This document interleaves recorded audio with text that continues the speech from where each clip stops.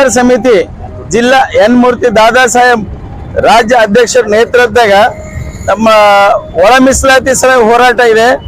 ನಮ್ಮ ನಾಳೆ 9 ತಾರೀಕಿಗೆ ಬರೋ ನಮ್ಮ ಜಿಲ್ಲಾ ಅಧಿಕಾರಿಗೆ ನಮ್ಮ ಒಳ ಮೀಸಲಾತಿ ಸಲುವಾಗಿ ಮೆಮೊರಂ ಕೊಡೋದಿದೆ. ಅದರ ಸಲುವಾಗಿ ನಮ್ಮ ರಾಜ್ಯಾಧ್ಯಕ್ಷರು ನೇತೃತ್ವದಾಗ ಜಿಲ್ಲೆದಾಗ ಕರ್ನಾಟಕ ಎಲ್ಲ ಜಿಲ್ಲೆದಾಗ ನಮ್ದು ಹೋರಾಟ ಇದೆ. ಜಿಲ್ಲಾ ಅಧಿಕಾರಿಗೆ ನಿಮ್ಮ ಮೆಮೊರಂ ಕೊಡೋದು 9 ತಾರೀಕಿಗೂ.